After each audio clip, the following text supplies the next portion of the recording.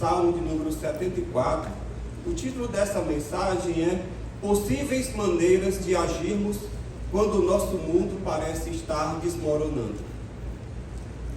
Possíveis maneiras de agirmos quando o nosso mundo parece estar desmoronando. Diz assim a palavra do Senhor.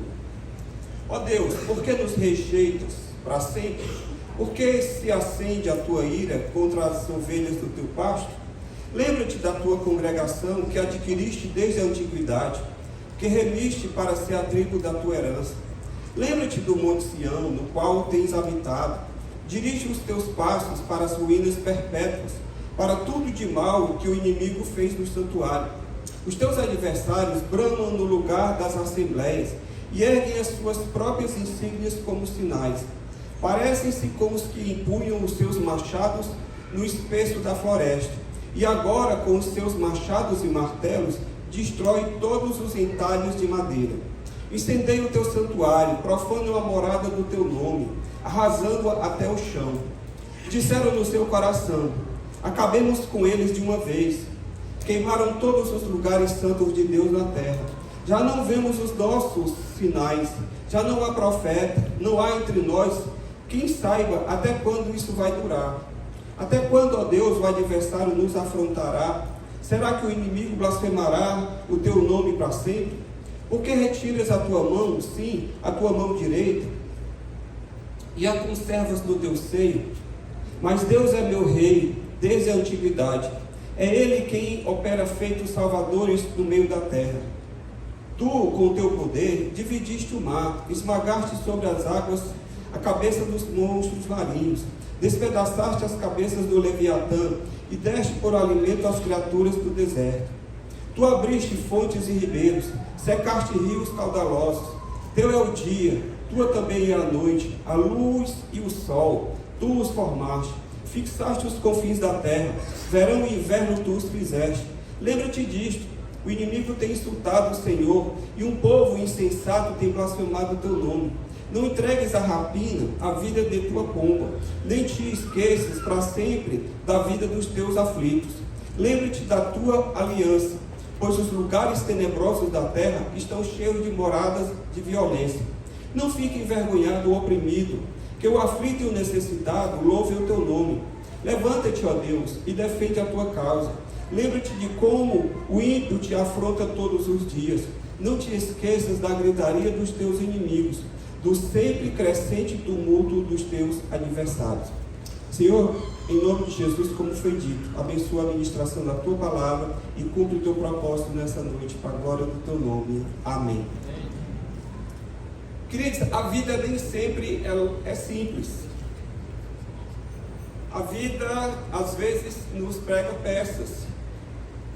E, especialmente, quando nós estamos diante de uma situação que nós não desejamos. Todos nós aqui, em sã consciência, quer o melhor, quer vida tranquila, quer desfrutar do melhor dessa terra, mas a gente sabe que nem sempre as coisas são assim. Em momentos difíceis, quando tudo parece, às vezes, na nossa vida está desmoronando, aquilo que a gente tinha como certo, na nossa vida, às vezes, parece que as coisas acontecem e nos falta o chão. É nesses momentos difíceis assim que a gente precisa saber como lidar com uma situação, porque com certeza ou passamos, ou já passamos, ou estamos passando, ou ainda podemos passar por situações aflitivas. Este salmo aqui, ele foi escrito num período em que a nação de Israel havia sido invadida pelo Império Babilônico. Israel enfrentava aqui o seu pior momento da história desde quando havia entrado na Terra Prometida. Vocês lembram que Deus tirou o povo que estava escravo no Egito e o levou para uma terra que, segundo ele, manava leite e mel. E ali o povo tomou posse da terra, se estabeleceu, cada tribo em um determinado local. Depois vieram o tempo dos juízes, em que cada tribo tinha um juiz que julgava aquela tribo, que decidia uma espécie de tribunal daquela tribo. Depois o povo de Israel, olhando para os povos vizinhos que tinham reis, eles disseram: olha, nós queremos um rei, porque quando alguém invade uma tribo, aquela tribo ela fica fragilizada, ela tem que se defender sozinha. E aí então, se nós estivermos como um reinado, fica mais fácil o rei convocar todos os soldados de todas as tribos e a gente formar um exército, e fica mais fácil da gente se defender. E assim o fizeram. Só que depois que veio Saul, depois que veio Davi, depois que veio Salomão e depois que veio o seu filho Roboão, Israel foi invadido pela Babilônia. E aí então a nação foi dispersa novamente. Eles perderam, muitos deles, o direito de morar na sua terra por causa do seu pecado. Porque lá em Deuteronômio de 28 a 30, quando Deus estabeleceu a aliança com o povo de viver na terra prometida, o Senhor disse: olha, se vocês andarem nos meus caminhos, vocês vão desfrutar do melhor dessa terra. Porém, se vocês decidirem não andar nos meus caminhos, vocês vão perder tudo aquilo que vocês tanto sonharam e tudo aquilo que foi tão difícil conquistar. Porque eu não vou tolerar a adoração a outros deuses, a adoração dividida. E como o povo não atendeu à voz do Senhor, ele foi invadido, e aqui a invasão foi tão violenta que o salmista ele descreve como quando eles entraram no templo para saquear e destruir. Então todos aqueles ornamentos do templo, o pessoal rasgava, quebrava, destruía, tocava fogo, e os principais cérebros da nação de Israel foram deportados para a Babilônia. Então Israel estava vivendo aqui tudo aquilo que ninguém deseja para si, o seu mundo desmoronando, literalmente. E talvez que você está aqui nessa noite, você também esteja vivendo uma situação em que o seu mundo parece estar desmoronando. E existem, de acordo com esse salmo, eu vejo aqui 3 maneiras possíveis de nós encararmos uma situação difícil, quando o nosso mundo parece estar à deriva, quando tudo aquilo que representa para nós segurança, tudo aquilo que representa para nós estabilidade, é como se tudo aquilo fosse embora, é como se tudo aquilo acabasse. E aí como é que nós podemos viver, como é que nós podemos agir, como é que nós podemos encarar a vida diante de uma situação dessa? Então, 3 possíveis maneiras, 3 possíveis olhares que nós podemos adotar diante de uma situação adversa. Primeira forma que nós podemos olhar é um olhar interno, olharmos para dentro, olharmos apenas para nós mesmos. E quando nós estamos diante de uma situação difícil, que nós olhamos apenas para nós mesmos, quando nós nos limitamos aos nossos próprios recursos, algumas coisas começam a acontecer, e foi isso que o salmista começou a ver na sua própria vida.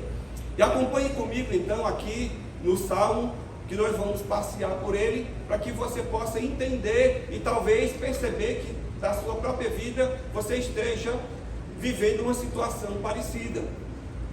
Quando a nossa identidade espiritual, ou seja, quando aquilo que a gente é em Deus está confuso por causa das circunstâncias, nós podemos, em primeiro lugar, ter a falsa sensação de que Deus nos abandonou. No versículo 1 ele diz: ó Deus, por que nos rejeitaste para sempre?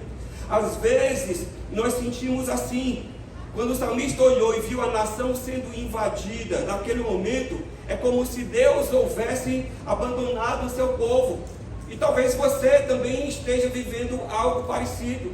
Você está diante de uma situação difícil, você ora, e é como se Deus não tivesse lhe ouvindo. É como se Deus tivesse lhe abandonado. O céu parece de bronze. Alguém aqui já viveu uma situação assim? É verdade. E isso é mais comum do que a gente pensa. E não pense que aconteceu só com você que levantou a mão. Aqui levantaram as 10 pessoas. Mas com certeza muito mais pessoas já viveram essa situação de que parece e que Deus nos rejeitou, nos abandonou. A segunda sensação que nós podemos experimentar quando as coisas não estão indo como a gente gostaria, é que nós podemos pensar que o nosso status perante Deus já não é mais o mesmo. no versículo 2, o salmista disse assim, ó: lembra-te da tua congregação que adquiriste desde a antiguidade. O salmista, ele fala como se Deus não considerasse mais o povo de Israel como o seu próprio povo. Logo, se Deus não considerava mais Israel como o seu povo, Deus não tinha mais, digamos assim, o dever ou a obrigação de cuidar dele. É como se Deus estivesse dizendo: olha, você pisou na bola, o seu status comigo, a consideração que eu tinha com você, o zelo, o meu desejo de cuidar e de proteger você, já não está mais valendo. É como se o status que eles tinham diante de Deus tivesse mudado. E quantas vezes nós nos sentimos assim? Por causa do pecado, por causa de algum erro, por causa de alguma falha. É como se a gente sentisse assim: Deus me rejeitou, Deus me deixou de lado, o Senhor, Ele já não mais me considera. E é comum nos nossos relacionamentos isso acontecer, e às vezes a gente projeta isso para Deus.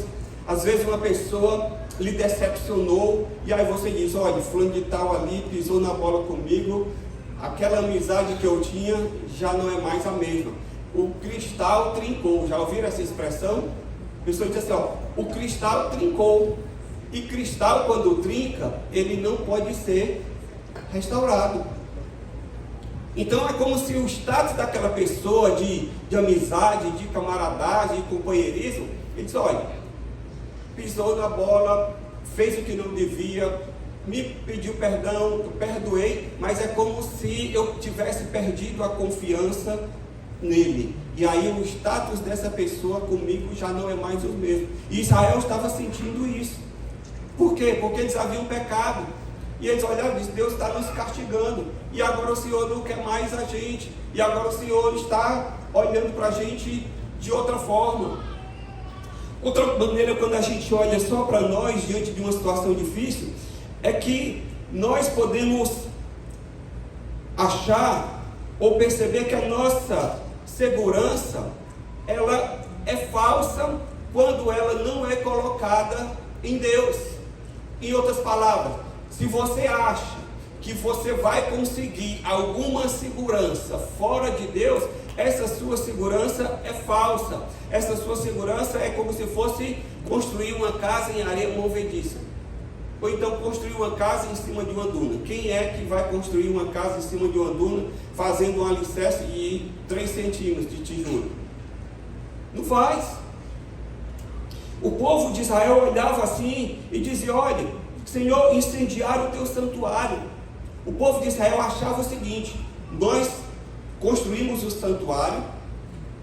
Lembra que quando Salomão ele construiu o templo, a glória do templo foi tão grande, tão maravilhosa, que não existe nenhum templo que, mesmo quando foi reconstruído, ele não teve mais a glória do que teve o primeiro templo, construído por Salomão, revestido de ouro, riqueza absoluta, riqueza de detalhes. E aí o povo de Israel pensava o seguinte: ó, nós somos povo de Deus, construímos o templo, o Senhor disse que iria habitar no templo, a Shekinah de Deus, a presença de Deus veio para o templo. Então o templo é como se fosse uma espécie de garantia de que nada vai nos acontecer. E aí a primeira coisa que aconteceu foi a destruição do templo. Simplesmente colocaram o templo abaixo. Sabe por quê? Porque a falsa garantia do templo não é aquilo que sustentava o povo. Queridos, às vezes nós temos falsas seguranças na nossa vida. A gente acha que aquilo que a gente já fez para Deus no passado, aquilo que a gente faz no presente, aquilo que a gente já se dedicou no passado, aquilo que a gente dá ou investe na obra de Deus, é como se fosse ali a nossa vaca sagrada, em que é a nossa garantia de que Deus não vai deixar nada de errado acontecer comigo. E aí a gente se fia nessas coisas, a gente se apega a essas coisas, como se Deus tivesse agora em dívida conosco. Ei, Senhor, ó, não deixa acontecer nada comigo não, porque eu sou teu servo, eu estou aqui fazendo a tua obra. Ei, Senhor, não deixa acontecer nada comigo não, porque na reforma do templo aqui, eu fui quem mais contribuí, eu fui quem mais trabalhei. Ó Senhor, não deixa acontecer nada com a minha família não, porque eu sou teu servo desde criancinha, nasci na igreja e tenho andado nos teus caminhos. Ou seja, nós não podemos nos apegar a falsas seguranças, irmãos. Nós não podemos olhar para nós mesmos e olhar para a nossa história como se aquilo fosse um salvo-conduto. E o povo de Israel aprendeu isso da pior maneira possível, porque eles achavam que ter o templo era garantia de que nada de mal aconteceria a eles. Quando a nossa identidade espiritual ela está confusa, nós podemos também nos sentir como se nós estivéssemos diante de uma situação irreversível. No versículo 8 eles disseram no seu coração: acabemos com eles de uma vez. O salmista ele tinha a sensação de que o inimigo havia posto uma pá de cal, havia posto um fim na história. É como se o inimigo, eles ouviram o inimigo dizendo o seguinte: olha, nessa invasão que nós estamos fazendo aqui, nós vamos acabar com Israel, nós não vamos deixar nada. Então é como se ele estivesse diante de uma situação aparentemente irreversível.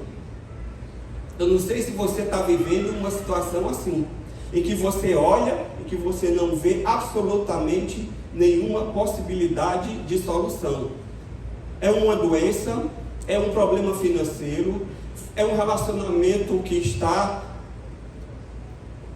avariado, em que você olha e diz: pastor, não existe possibilidade de reversão. Por quê? Porque você está olhando apenas para você mesmo.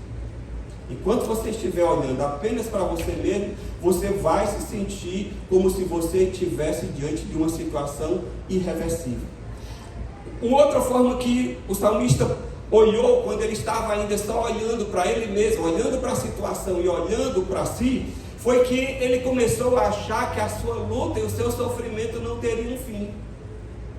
No versículo 10 ele diz: Dove, nem há entre nós quem saiba até quando isso vai durar. Quem aqui já viveu uma situação de você tá andando e entrar uma pedra no seu sapato? Alguém aqui já teve a experiência de entrar uma pedra no sapato? Isso é mais comum para homem, né? Porque mulher anda de sandália, então se a pedra entra ali, ela faz assim e a pedrinha sai. Mas homem não. O homem geralmente usa sapato fechado. E aí quando entra uma pedra no sapato, aí uma pedrinha daquele tamanho, mas causa um incômodo tão grande, que a coisa que você quer é o quê? Arranjar um lugar, sentar, tirar o sapato, para poder se livrar daquela pedra no mais rápido possível. Então eles olhavam para a sua vida, para aquele momento em que eles estavam vivendo, e é como se eles dissessem assim: gente, essa luta e esse sofrimento não vai ter fim, Senhor, até quando? Talvez você já tenha orado dessa forma, dizendo assim para Deus: Senhor, até quando? Até quando vai durar essa situação? Até quando eu vou ficar enfrentando essa doença? Até quando eu vou ficar enfrentando esse problema financeiro? Até quando eu vou ficar enfrentando essa humilhação na minha casa, na minha família, no meu trabalho? Às vezes a gente passa por situações em que parece que ela não tem fim.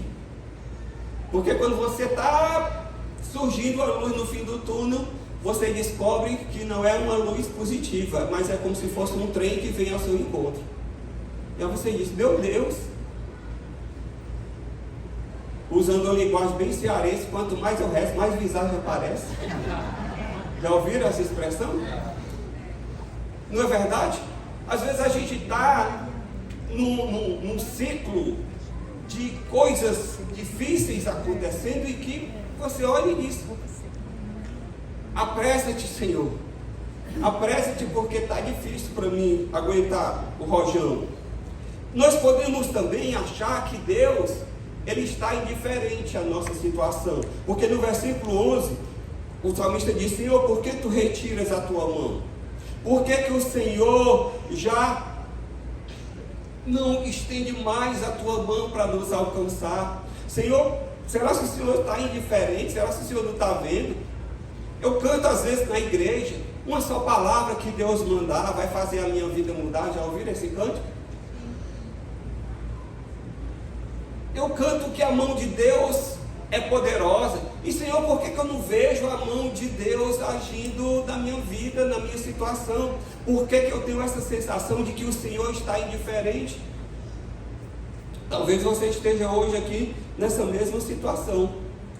E como salmista, você está olhando apenas para você, para aquilo que você consegue vislumbrar. E enquanto o salmista teve o olhar apenas interno, olhando para si mesmo, ele enfrentou esses diversos sentimentos de abandono, de tristeza, de indefinição.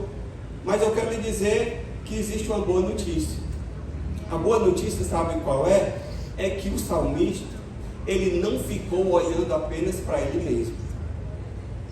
Por quê? Porque quando nós olhamos apenas para nós temos a tendência de ser acometidos por todos esses sentimentos, pela simples razão de que nós somos impotentes. Nós não temos poder de transformar as nossas circunstâncias. É ou não é verdade? É verdade. Quem aqui tem poder sobre todas as circunstâncias que lhe acontecem? Eu dou parabéns para você. Não tem. Eu mesmo estou aqui hoje pregando. Enquanto eu estou pregando, a minha esposa está sentada aqui na minha frente, se vendo de dor, de fibromialgia. E eu tenho orado constantemente de Senhor cura, porque essas dores são terríveis. Ela chega a chorar de dor. E aí Deus não curou ainda. Mas eu vou continuar orando. Amém? Por quê? Porque eu não posso ficar olhando apenas para as minhas circunstâncias. O meu olhar tem que ir além. O meu olhar tem que transcender. E foi isso que o salmista fez aqui no versículo 12. Ele teve um segundo olhar. O primeiro olhar foi quando ele olhou apenas para si mesmo. Mas no segundo olhar, ele tirou os olhos de si mesmo e agora ele começou a colocar os olhos em Deus. Ele tirou os olhos de si e começou a olhar para o alto. E quando ele começou a olhar para o alto, para quem Deus é, ele começou a vislumbrar uma outra circunstância na sua vida. Por quê? Porque quando nós focamos em Deus, quando nós temos uma visão correta de quem Deus é, aí a coisa muda de figura. Pastor, o que foi que aconteceu com o salmista? O Senhor já descreveu aí os vários sentimentos que ele passou quando ele estava olhando para si mesmo. E o que foi que mudou quando ele começou a olhar para Deus? Acompanhe comigo, versículo 12. Mas Deus é meu rei desde a antiguidade, é Ele quem opera feitos salvadores no meio da terra. Quando nós focamos em Deus, a primeira coisa que acontece, sabe o que é? É que nós recobramos a nossa verdadeira identidade espiritual. O salmista, ele olhou para o Senhor, quando ele transcendeu as circunstâncias ao seu redor, ele conseguiu enxergar que, apesar do que estava acontecendo, Deus tinha um vínculo histórico com a nação de Israel. Quando ele olhou e disse: Senhor, Babilônia invadiu, parece que é o nosso fim, mas espera aí, o Senhor é meu rei desde a antiguidade. Nós, como nação de Israel, nós fomos criados, constituídos pelo próprio Deus. Foi o Senhor quem fundou a nação, quando chamou Abraão, lá em Gênesis capítulo 12. Quando o Senhor chamou e disse: olha, farei de ti uma grande nação. E o Senhor tem agido ao longo da história nesse sentido. Então não faz sentido eu achar que tudo é o fim. Quando eu olho para as circunstâncias, quando eu olho para mim mesmo, realmente eu tenho motivo para me desesperar. Mas espera aí, o Senhor é o meu rei, o Senhor é o meu Deus, eu sou teu filho, eu sou teu servo, o Senhor tem um relacionamento de vínculo comigo. Então ainda não chegou o fim. Amém? Ainda não é o fim da minha história. Por quê? Porque eu sou filho de Deus. Amém. Porque eu tenho uma aliança com o Senhor. A nossa verdadeira identidade, queridos, ela não é estabelecida pelas circunstâncias. ou pela nossa própria pessoa. Quando nós nos relacionamos com Deus, a nossa verdadeira identidade espiritual ela é estabelecida por Deus. E quando nós vamos para a palavra de Deus, o que é que acontece? A gente precisa entender que o que Deus fala na sua palavra é verdade, ainda que as circunstâncias digam o contrário. Portanto, a sua realidade, a realidade da minha vida, da sua vida, ela não é definida pelas nossas circunstâncias. A realidade da nossa vida é definida por aquilo que Deus diz na sua palavra. Glória a Deus. Amém?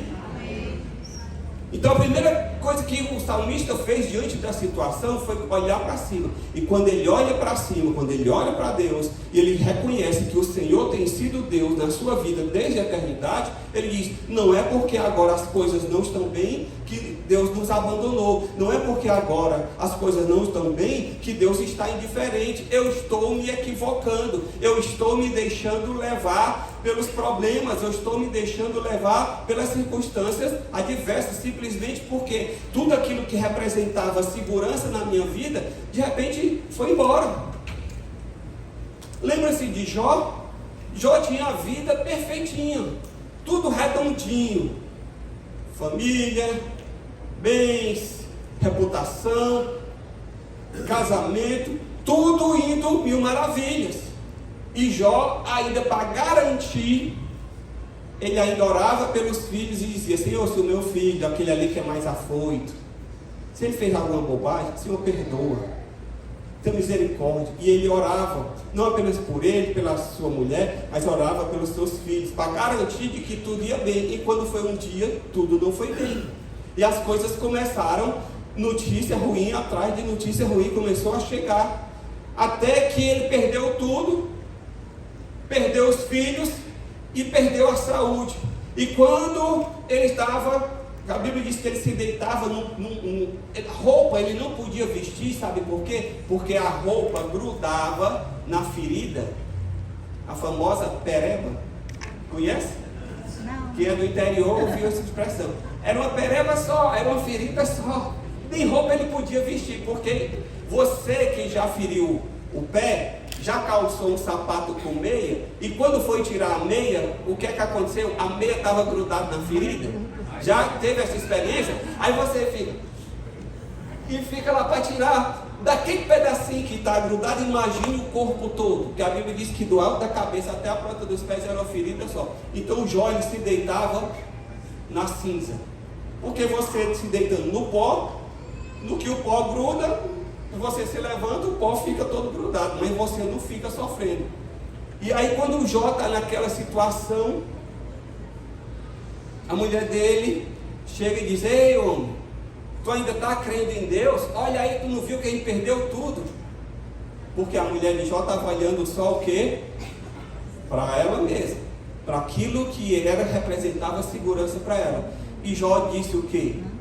Mulher, tu és louca, tu és insensata. Deus deu, Deus tirou. Louvado seja Deus. Mas eu sei que o meu Redentor vive e que por fim se levantará sobre a terra.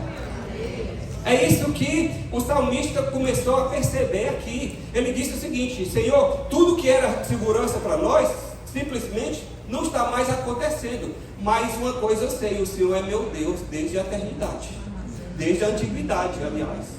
Então, se Deus é o seu Deus desde a antiguidade, não são as suas circunstâncias que vão determinar a sua vida hoje. Amém? A segunda coisa que aconteceu quando o salmista olhou para o alto, é que ele teve a sua visão espiritual restaurada. Porque no versículo 12, na segunda parte, ele diz: meu Deus, tu és o meu rei desde a antiguidade, é o Senhor quem opera feitos salvadores na terra. Ou seja, o salmista ele entendeu que apesar do que tinha acontecido, Deus continuava com o mesmo poder para operar feitos salvadores na terra. Em outras palavras, as circunstâncias adversas não mudam o poder de Deus na sua vida. As suas circunstâncias adversas não mudam quem Deus é e o que Ele pode fazer na sua vida. Você está entendendo? não é porque você está enfrentando uma situação difícil para você, não é porque você está enfrentando algo que lhe parece irreversível, impossível, não é por isso que muda a realidade de Deus. Deus, ele é simplesmente imutável. Um dos atributos incomunicáveis de Deus é exatamente a sua imutabilidade. Pastor, fale mais fácil o que é atributo incomunicável. Vamos lá. Atributos são qualidades. A pessoa diz, rapaz, fulano de tal ali, a pessoa prendada, é cheia de atributos. Então, atributo é uma qualidade. Deus tem atributos, Deus tem qualidades que são inerentes à sua pessoa. Tem atributos que ele compartilha conosco, com a sua criação, e tem atributos que ele não compartilha conosco. Um dos atributos que, por exemplo, Deus compartilha, que é um atributo comunicável, é, por exemplo, amor. Deus ama e também eu e você somos capazes de amar. Mas existem atributos que Deus não comunica conosco, que ele não compartilha conosco. Por exemplo, o seu fato de ser ele todo poderoso, onipotente. Deus, ele é onipotente, ou seja, não há nada que ele não possa fazer. Já esse atributo ele não compartilha conosco, porque eu e você não somos onipotentes. Então, o fato de a minha circunstância, a sua circunstância de vida ser adversa, não significa que Deus deixou ou perdeu o poder de operar, porque ele continua operando feitos poderosos na terra.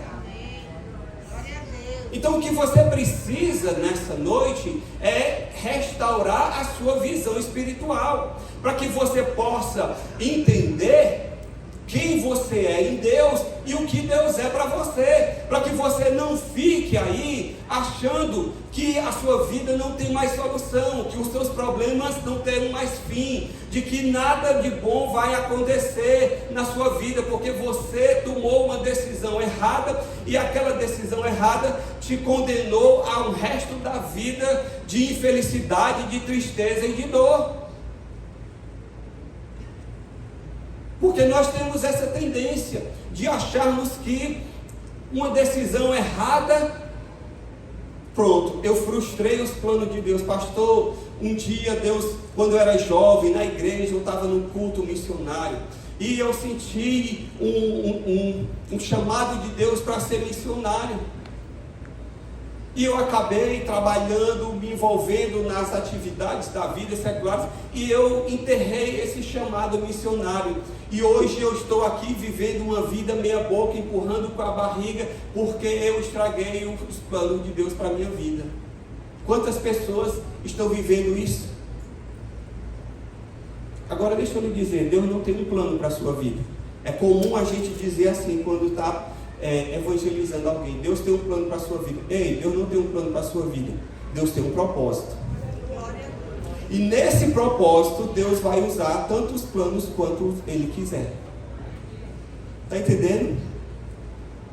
Deus vai usar tantos planos quanto Ele quiser. Se você fez alguma bobagem, Deus refaz, Deus muda, Deus reconstrói, Deus começa do zero. Mas Ele não vai deixar de cumprir o seu propósito na sua vida. Então, se você está aqui hoje achando que não tem mais solução, deixa eu lhe dizer, tem solução sim. E quando o salmista ele entendeu isso, ele teve a sua visão espiritual restaurada, aí ele começou a olhar ao seu redor com outro olhar, que foi a terceira forma de olhar. Primeiro, ele olhou apenas para ele e começou a achar que Deus havia abandonado. Segundo, ele começou a olhar para Deus e ele começou a ver que as coisas não eram bem assim, que a coisa não era tão feia quanto ele achava que era. Por quê? Porque enquanto ele achava que era, porque ele estava olhando apenas para ele, mas ele começou a olhar para Deus e começou a ver que Deus não havia mudado. E aí ele agora começa a olhar ao seu redor e começa a ver as coisas de uma outra forma.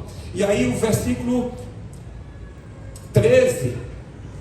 ele começa a ver o seguinte, que o Senhor ele pode fazer algo novo na minha vida, Ele pode intervir. Como? exercendo domínio sobre as coisas criadas. Tudo está ao alcance da mão de Deus. Nada está fora. No versículo 13 ele diz: Senhor, tu com o teu poder, tu dividiste o mar. Em outras palavras, o Senhor ele tem poder sobre a sua criação. O Senhor, quando o povo de Israel estava ali, fugindo de Faraó, ele estava diante do mar, não tinha para onde fugir, porque na frente era mar, era montanha de um lado para o outro, uma multidão, com mulher, criança, menino. Como é que vai fugir? Como é que vai enfrentar o exército? E a Bíblia diz que Deus abriu o mar. Sabe por quê? Porque Deus tem poder sobre a sua criação. Ei, deixa eu lhe dizer, você é a criação de Deus. Este mundo é criação de Deus, e nada está fora do controle e do alcance de Deus. O salmista ele lembrou dessa vez que Deus havia aberto o mar. Meu querido, deixa eu lhe dizer, você precisa entender que Deus continua sendo o mesmo. Quando o salmista olhou ao seu redor, ele conseguiu entender e perceber que Deus não apenas tinha poder sobre a sua criação, mas Deus ele tem sido constante no seu agir ao longo da história do povo de Israel. No versículo 16 a 17, ele diz: Senhor, teu é o dia, tua bem a noite, a lua e o sol. Tu formaste, tu fixaste os confins da terra, verão e inverno, tu os fizeste. Sabe o que ele está dizendo? Está dizendo o seguinte: que Deus não conhece limite de tempo e de espaço. Ele é Senhor do tempo e do espaço. Deus fez o dia, Deus fez a noite, Deus fez as estações. Ele controla o tempo, Ele controla o mundo. O mundo todo está no controle, está debaixo do governo de Deus. Então, se o mundo está debaixo do governo de Deus, nada está fora do seu poder. O Senhor continua operando feitos miraculosos. Então não há motivo para eu ficar desesperançado, não há motivo para eu poder ficar sem esperança. Por quê? Porque o Senhor, Ele continua agindo na terra. Às vezes, sabe qual é o nosso problema? É que a gente passa mais tempo em contato com as coisas da terra do que com as coisas do céu. É sim, verdade. E como você está tanto em contato com as coisas da terra, as coisas da terra são mais reais para você do que as coisas do céu. A gente fica aqui dizendo: o pastor Pedro disse o seguinte: pés na terra e olhos na eternidade. Mas eu quase não olho para a eternidade, eu fico só com os pés na terra. Porque é daqui que eu tiro o meu sustento, é aqui que eu dou as pessoas que eu amo, é aqui que eu tenho uma vida confortável. Irmãos, você prestou atenção como quase não se fala mais sobre a vinda de Jesus? Sabe por quê? Na década de 50, quem era crente era só os irmãos de classe C, pessoas sem recursos, aquela pessoa sem carro, sem casa, era uma pessoa pobre. E essa pessoa, a esperança dela de uma vida melhor era na eternidade. Só que depois, a classe média começou a se converter, e alguns da classe alta. E aí, na classe média, as pessoas começaram a ter mais coisas. E aí começaram a desfrutar do conforto dessa terra, começaram a ter casas boas, começaram a ter carros bons. E aí, rapaz, que maravilha. Aí veio a teologia da prosperidade e diz: olha, você é filho de rei, você é príncipe, você tem que comer o melhor dessa terra. Deus vai te dar o melhor dessa terra. Você vai experimentar tudo o que for de bom. E aí a pessoa começou a amar tanto a terra que ela não deseja mais o céu. E nós precisamos entender isso, que nós estamos aqui de passagem. Diga assim para a pessoa que está do seu lado: você é apenas um passageiro aqui. Seu destino final não é aqui, irmão. Meu destino final não é aqui. Amém? Então você precisa entender o seguinte: você é povo de Deus, você tem aliança com Deus. O salmista ele começou a entender isso. Ele disse aqui no versículo 20: lembra-te, Senhor, da tua aliança. E Deus estabeleceu uma aliança com o povo de Israel. E Deus estabeleceu uma aliança com o seu povo. E essa aliança da qual hoje eu e você desfrutamos é uma aliança eterna. Porque na aliança com o povo de Israel dependia de quê? De o povo ser fiel. Por que o povo foi invadido pela Babilônia e perdeu o direito de morar na terra? Porque foi infiel à aliança. Porque essa aliança, com base na lei, ela dependia do desempenho de cada parte. Deus cumpriu a sua aliança, o povo não cumpriu e por isso perdeu o direito de morar na terra. Só que eu e você aqui hoje somos herdeiros de uma nova aliança. E nessa nova aliança ela não depende mais do meu e do seu desempenho, porque é uma aliança que foi feita entre o Pai e o Filho na cruz. O desempenho é de Jesus, não é o meu. E eu estou pela graça, e eu vivo pela graça, e eu recebo as coisas de Deus por graça, não por mérito. É por isso que Paulo diz lá em Efésios 2, 8 e 9: pela graça sois salvos mediante a fé, e isto não vem de vós, é dom de Deus, não vem de obras, para que ninguém se glorie. Então deixa eu lhe dizer, não é com base no seu desempenho que Deus te dá as coisas. Não é o seu desempenho, não é o meu desempenho, mas é a graça de Deus que nos sustenta. Isso não nos isenta da nossa responsabilidade de uma vida reta, não. Mas o que eu quero lhe dizer é o seguinte, é que você não pode guiar a sua vida pelas suas circunstâncias. Ah, porque as coisas estão acontecendo boas na minha vida, então Deus está feliz comigo, parabéns para mim, estrelinha.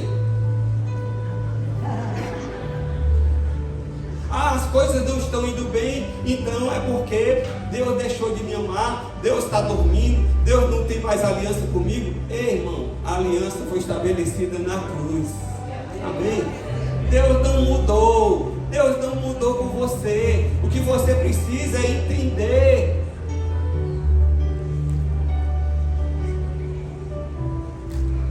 Como povo de Deus, por fim, nós podemos, primeiro, orar crendo que Deus estará atento à nossa situação. Versículo 19: não entregues a rapina a vida da tua pomba. Está falando aqui a pomba no sentido da nação de Israel. Nem te esqueças para sempre da vida dos teus aflitos.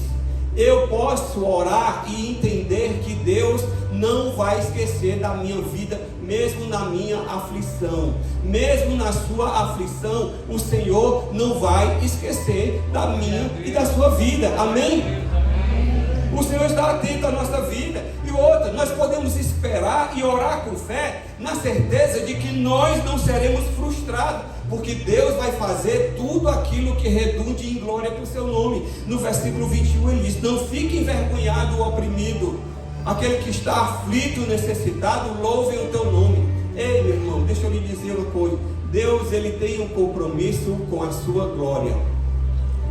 Deus, ele tem um compromisso com a sua glória. Deus, ele é fiel à sua aliança.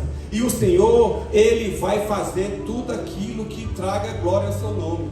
É por isso que Paulo diz: olha, quer comais, quer bebais, ou façais qualquer outra coisa, fazei tudo para quê? Para a glória de Deus. Deus tem um compromisso com a sua glória. E eu e você precisamos entender isso. Que Deus não vai fazer nada que seja contrário à sua glória, que seja contrário à sua vontade, que seja contrário à sua palavra. O que eu e você precisamos hoje entender é o seguinte: nós precisamos nos alinhar à vontade de Deus. Eu queria que você ficasse de pé comigo nesse instante. Pastor, qual é a garantia que eu tenho de que Deus não me rejeitou? Qual é a garantia de que eu tenho que Deus não nos abandonou? Qual é a garantia que eu e você temos de que Deus ainda nos ama? Eu vou dar apenas uma garantia: Jesus Cristo. Amém. Jesus Cristo é a maior prova de que Deus não abandonou o seu povo. Sabe por quê? Porque quando Adão jogou tudo por água abaixo, o Senhor, por meio do segundo Adão, restaurou todas as coisas. Ele mandou Jesus Cristo na cruz do Calvário. Jesus Cristo veio, se encarnou, se identificou conosco, padeceu o que ele padeceu por mim e por você, para com a maior demonstração de que ele continua nos amando. Se Deus tivesse nos rejeitado, Jesus não teria vindo. Jesus não teria vindo. Jesus não precisaria passar o que ele passou. Irmãos, para você entender a seriedade do amor de Deus, Jesus ele alterou para sempre a sua natureza, porque lá no céu Jesus ele tinha apenas a natureza divina. Quando ele se encarnou, ele assumiu também a natureza humana. Hoje Jesus tem a natureza divina, mas ele carrega consigo também a natureza humana quando ele adquiriu, quando se encarnou. Então ele aceitou alterar para sempre a sua natureza por amor a mim e a você. Existe maior prova de amor do que essa? Não existe. Então, pastor, qual é a certeza que eu tenho que Deus não me abandonou, de que eu estou passando o que estou passando, mas Deus ainda continua atento à minha situação? A pessoa de Jesus. Jesus ele morreu na cruz de braços abertos, exatamente para poder mostrar e dizer, ó, eu estou aqui de braços abertos por você, eu vim por você, ei, Jesus veio por você. Diga para a pessoa que está do seu lado assim, ó, Jesus veio por você. Que privilégio! Jesus veio por você, Jesus veio por mim. Aí quando eu olho para a minha vida, eu digo assim, meu Deus, o que é que eu tenho? Eu não sei. Na verdade eu não tenho nada, você não tem nada, mas é porque o Senhor decidiu te amar, não por causa do teu desempenho. Romanos 5,8 para terminar. Deus prova o seu amor para conosco, pelo fato de ter Cristo morrido por nós, sendo nós ainda pecadores. Nós geralmente temos a tendência de amar em retribuição ao amor que a gente recebe, não é verdade? Quando a gente recebe uma consideração de alguém, a gente tem a tendência de amar. Mas quando a gente não tem nenhuma consideração, foi isso que Deus fez. Mesmo sendo ainda pecadores, não tendo nenhuma garantia de que eu e você iríamos entender e agradecer o seu sacrifício, ele veio à cruz. Deus prova o seu amor para conosco. E você que está aqui, eu quero orar, porque talvez você esteja hoje passando por situação igual ao salmista, olhando para você mesmo e vendo tanta coisa difícil e disse, pastor, hoje eu entendi que as minhas circunstâncias não mudam quem Deus é ou o amor de Deus por mim. E eu quero orar e eu quero dizer para o Senhor, Senhor, eu vou confiar em Ti. O pastor começou o culto dizendo, ore por você. Ore aí pela sua vida, para que você fique fiel aí até a volta de Jesus. Não foi assim? Pois eu quero que você venha orar aqui, porque você vai permanecer fiel, não na sua força, não no seu poder, mas no poder de Deus que te sustenta nessa noite. Sai do seu lugar, que eu quero orar por você.